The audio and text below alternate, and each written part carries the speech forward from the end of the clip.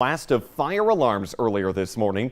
That call came in just before 3 o'clock from an apartment at 1601 East Gateway Circle. Fire crews appear to be focusing on the first floor apartment during their investigation. There's no word yet on the cause or of any injuries.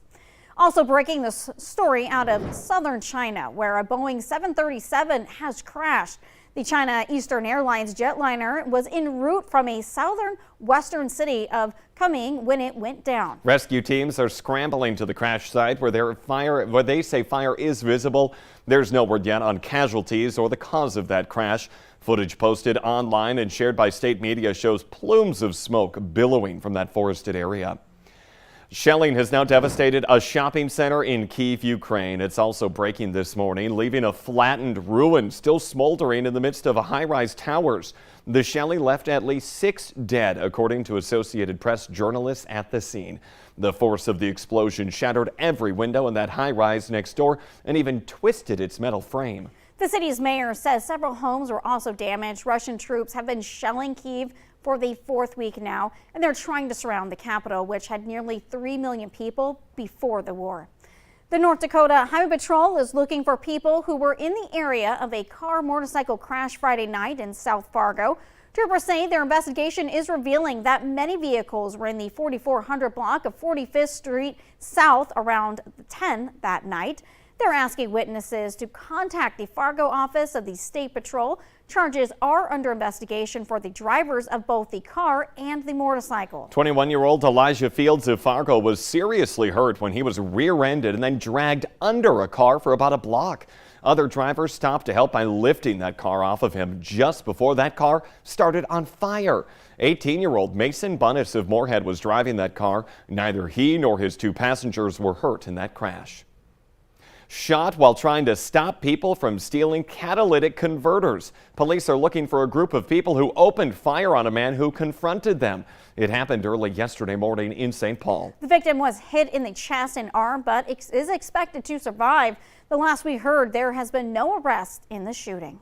Police are warning about a new TikTok challenge out there. It's called the Orbeez Challenge. It has teens using a gel ball gun or an airsoft gun to shoot circular water gel beads at people.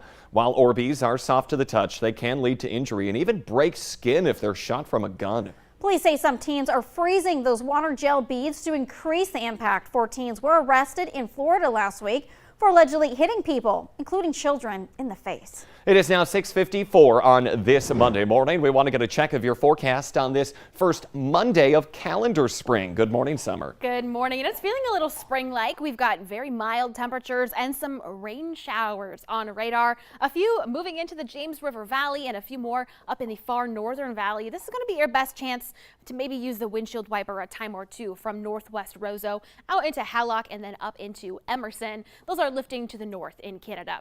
Check out these temperatures, 30s and 40s. We're at 44 right now in Fargo, 45 in Fergus Falls, 38 up in Baudette, 37 Devil's Lake, 34 in Jamestown. Your hourly planner for today in Fargo, another day with temperatures in those upper 40s to low 50s. Not quite as warm as yesterday where we hit 55, but still a very mild day regardless before some changes will start to take place. A snapshot first of your afternoon forecast calls for a majority of the area to warm into the 40s and 50s. A few areas in the 30s in the Devil's Lake Basin, and notice these icons, some areas of rain and perhaps some snow. Let's first take a look at some of those river flood warnings. You may have seen these crawling across the bottom of your screen. It's a lot to look at, but we're starting to see some rivers, these ones pictured here, approaching the action stage, which is the very first stage of flooding, very low end flooding. Areas like the Red River near Wahpeton and in Fargo, the Buffalo River near Dilworth and Sabin, Maple River near Mapleton and Enderlin, the Abercrombie River, the Wild Rice River near Abercrombie, just to name a few.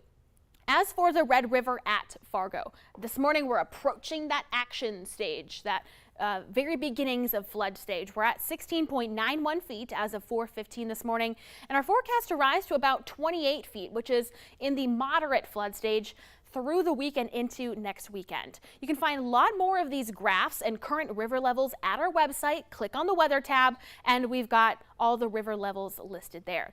As for this week, we're looking at a first alert weather day for tomorrow. The rest of today looking quiet into the morning. However, this afternoon we start to see that snow and mixed showers develop. The better chance for some perhaps widespread snow in Minnesota, accumulating to several inches by the time it moves out by Wednesday morning. We could see between 1 and 4 inches. The better chance for heavier snow is going to be off to the west, and we could see some decent moisture with that as well. Good news, it's not really looking to impact our flood outlook. Temperatures in the 30s and 40s through the rest of the week. Yeah, but watch out for that snow rain mix we could possibly get tomorrow, though, Yeah, Summer. some slick conditions. All right, thank you. Time now is 6:57. Police are investigating shots fired in a South Fargo neighborhood over the weekend. They say they got calls around 3 yesterday morning from people in the 50 block of 12th Street South. Officers found one vehicle that had been hit with bullets. There's no reports of anyone hurt, and police have not yet made any arrests. A South Dakota man is expected to be charged this week for the kidnapping of a woman from her mother's home. 35-year-old Ryan DeGroat is accused of abducting that woman Friday night in Brown County, South Dakota. Police used cell phone triangulation to find the suspect's car at a rest stop near Edgeley, North Dakota. The woman was taken to the Jamestown Hospital and treated for injuries sustained in the incident. DeGroat is in jail for kidnapping and felony as restraint and terrorizing. There's a big repair bill for one Fargo property owner. Damage is estimated at $60,000 from a fire destroyed a 3-stall garage on the city's south side. It happened around 7:30 yesterday morning at the 7th Avenue and 11th Street South. Fire crews found smoke and flames coming from that building, but they were able to keep the fire from spreading to nearby buildings. There's no word yet on the cause of that fire. Fire has displaced one person from their apartment in Grand Forks. That call came in yesterday afternoon from the 400 block of 11th Street North, where fire crews put out a fire in a first-floor unit. No one was hurt, and we have not yet heard on a cause. An Air Force veteran from Moorhead is packing up for a trip to Ukraine to help the military there in its fight against Russia. Mark Lindquist is joining the 1st Foreign Legion to be formed in 80 years. He submitted an application to the Ukrainian Territorial Defense, and he's awaiting the interview process. Lindquist says that this is an open-ended commitment, and he doesn't know when he'll be back. In this consumer alert this morning, the FDA is recalling Jergens Skin Moisturizer because it contains a harmful bacteria. It involves 3 and 10-ounce bottles of the Jergens Ultra Healing Moisturizer. Now, bottles may be contaminated with bacteria that could cause infections in people with weakened immune systems. The bottles have a code on the back or the bottom of the bottle that starts with the letter ZU. The manufacturer is pulling products from warehouses and asking stores to pull the products from shelves. NDSU is hosting a drive-through food donation today to benefit the Great Plains Food Bank. You can help by dropping off non-perishables from 4 to 7 in the evening in the south parking lot of the Sanford Health Athletic Complex on campus. The food drive is part of the annual competition among Summit League members institutions supporting food pantries in their local communities. The Today Show and CBS Mornings are just about to start, but the Valley Today rolls on. We have more live up-to-the-minute news and weather for you coming up right now on the Fargo CW. Otherwise, have a great Monday.